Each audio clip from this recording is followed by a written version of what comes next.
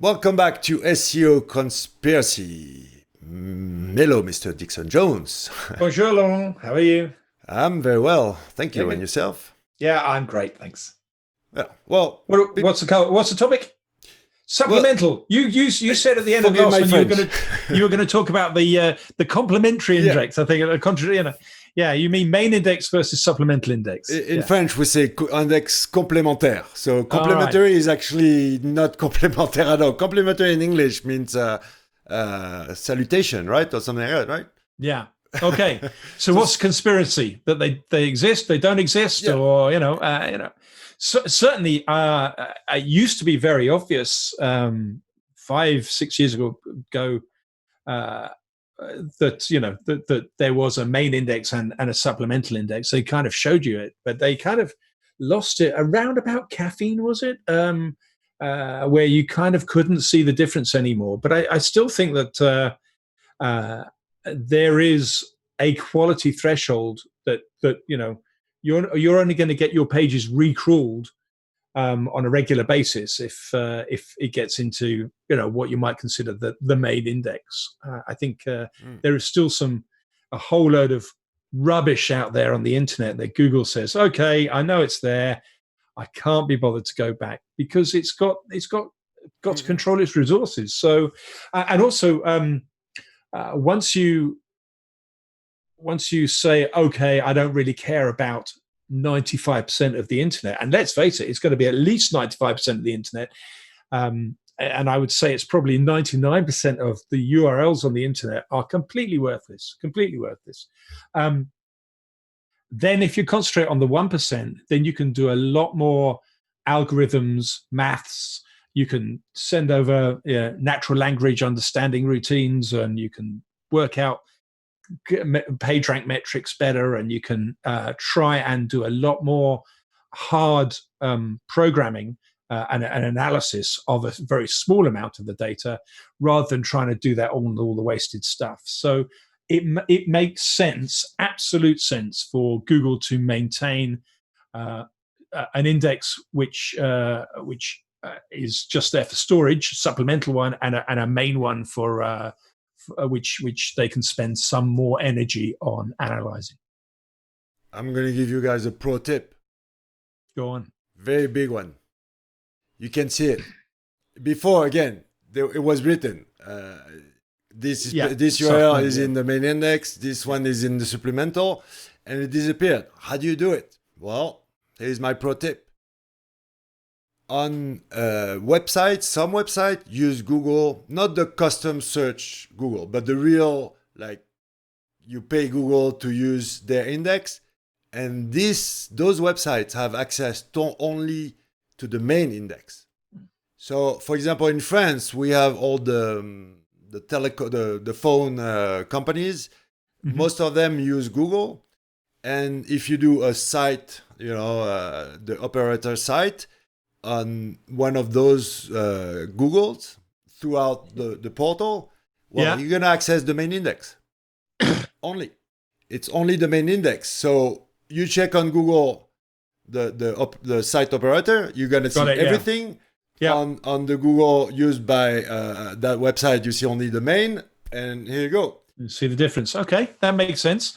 I think as well, a pretty good example is if they haven't cached the page. That's a pretty good, they don't bother to cache most of the, or show caches on stuff that hasn't really made it into some kind of notoriety. I don't know whether that's a signal of main index or not. What I would say is that I think that in modern years, the knowledge base is another layer. So they've got supplemental data, which is basically lots and lots of data that they don't think about very much. They got the main index, which is what SEOs, are really keen to do, because that's the rankings and stuff. But there's huge amounts of other data sources as well. So there's a knowledge base, knowledge graph. There's Google Images. There's YouTube, for that matter. There's all these other different data sources, and of course, we used to, they've got universal search, which kind of blends all this stuff. But you've got all those other data sources, which are all incredibly valuable for SEOs. And if we just concentrate on the text in that main index, then the more Google moves towards voice search and answers and images and those kind of things, and relies on those kind of things, the less real estate they're going to be giving to the old main index, which is becoming increasingly less important for Google as a business. Also, and again, do that trick, and you're gonna see that what Dixon said is very true. Some, especially the bigger the website, and the bigger the difference between what's in the main and supplemental. But also, you can check with the logs or the cache of the page. In my opinion, again, just a guy, my opinion, if Google bot didn't come visit the page in the last 10 days, you got a problem. So I don't know from Google's perspective, but certainly from what I know about search engine retrieval technology and search engine indexing technologies, and trying to calculate things, then you're absolutely right. After a while, a page is going to naturally drop out of an index if it's not seen again. So yes, it does need to get seen reasonably regularly for it to stay current. And if you, and I remember my own site at dixonjones.com, I kind of left it when I started really getting involved in stuff. I'm sure many other SEOs just left their own blog for personal experimentation and nothing else really. And eventually Google just thought, I don't really care about that stuff anymore. It's not doing anything. It's and yeah, it starts falling out of favor. But yeah, you hopefully brought it back again now. But certainly I think things will fall out of the main index because more important stuff comes in to fill it. That's also, I'm fighting against some myth, and maybe we'll do another video about that, but I can bring it up today. For example, this concept of every single page of your website should be accessed from 3 clicks from the home page. I don't think that really, okay, no, that is important that people can get to the content that they need to quickly, and so can Google and the bot. But the thing is, you can have a completely orphaned web page from your website, but if it's got a link from the homepage of the New York Times, it's going to be a really important page. Yes, it's going to have to get links from authority sources, but those usually those authority sources come from other pages on your site. But that's not always the case. There's definitely occasions where you can have pages that are a long way from the homepage, or can only be found by a search, for example. But that search is linked directly in a URL form from other pages, and so can appear higher in the results. I'm going to explain my way of doing things in a different video. This is not the place, but I use a mind mapping tool to represent, and every single node has a number: 1, 2, 3, 4. Some number, and it's not from the level, right? It's from the ambition, the importance of the page. And some of those pages might be 15 levels down. If they have a 1, I'm going to figure out a way to bring it back up. If it's a 3 or 4, but it's close to the home, I could care less if that page, if there's a 4 and the boat comes once every 30 days, doesn't matter to me. What I'm fighting against is people putting every page basically at the same level and throwing a coin, thinking that no, you got a level, you get your content at 0 level. Even if you just think about the Pareto principle, the 20-80. And I even have an extreme Pareto principle, which is 5.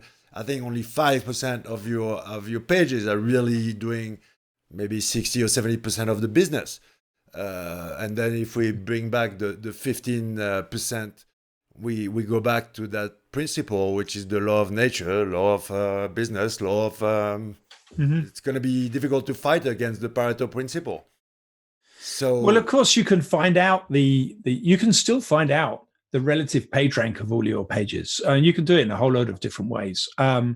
and I think you should. I think you can do it by running in a certain mode in Screaming Frog. I think it gives a page rank of your pages. There's a statistical language R, which has been around, which a lot of people, some people may know, and R has a function within it that allows you to work out PageRank within a set of documents space, and so it is possible to find it all out. And 3 links from the page is not the overriding factor, but yeah, it bears a relationship. I think if you have a page that's almost orphaned and very hard to get to, then it's not going to get a lot of value.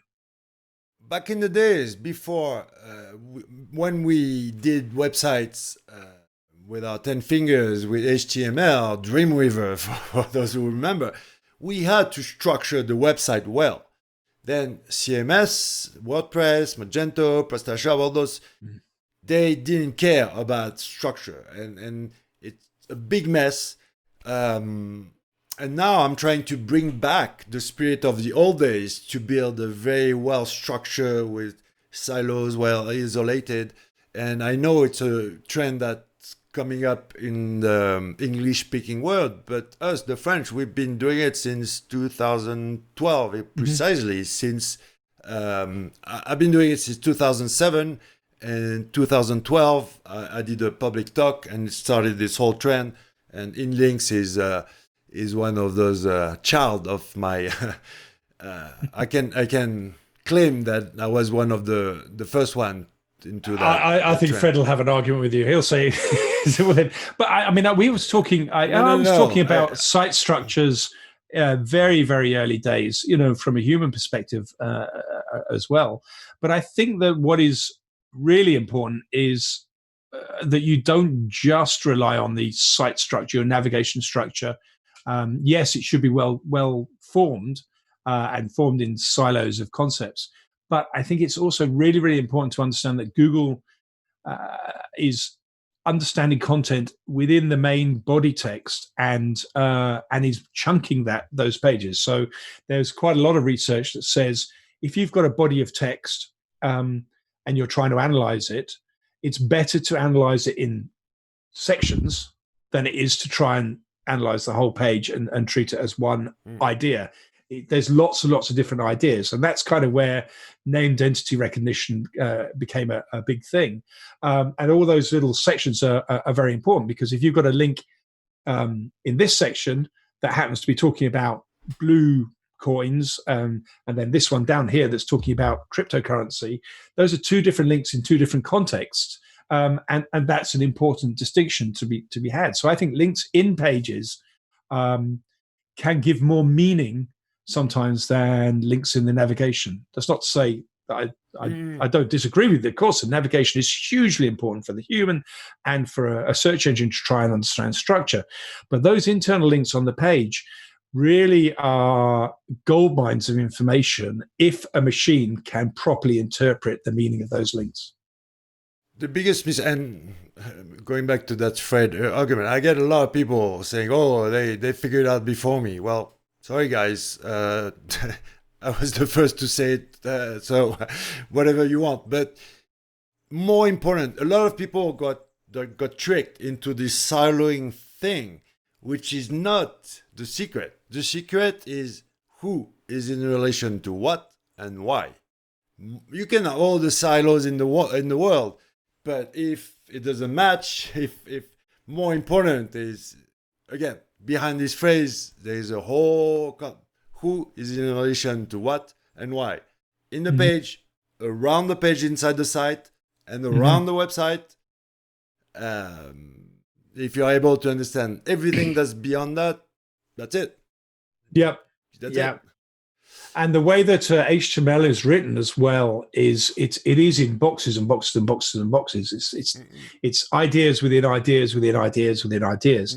Most code is done the same way, I think, as well. But I'm not, a big coder. But yeah, that fact that everything has a context and a hierarchy is following through, I think, into the algorithms as well, into the meanings. you guys can check that video about how to reverse engineer Google, and where Dixon says that, yeah, you guys can kind of reverse engineer a little bit, but you're missing a lot. With Majestic, Recrawl the Web, you are missing a big part that you don't see. Yeah.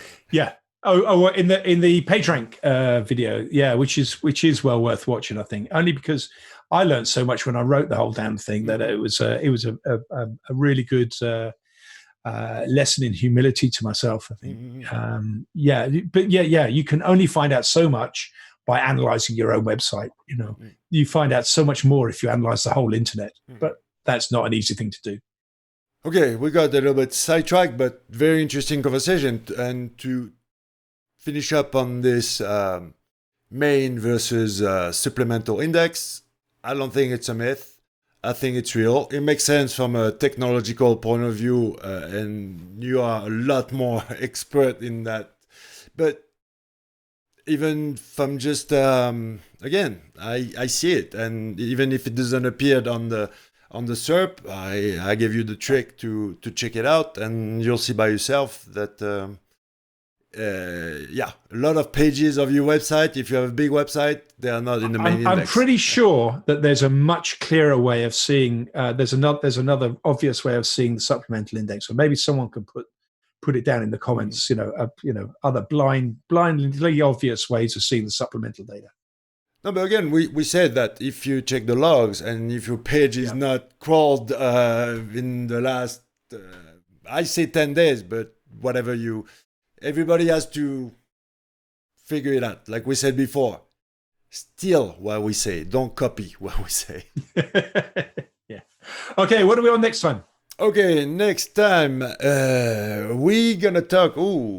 Very touchy topic, because it's about what I call the Google Band-Aids. Rel no follow, rel next, rel whatever. The things that Google did to try and fix a problem that that they probably created. Yeah. Band-Aids. Okay. Thank you. Cheers. Bye-bye.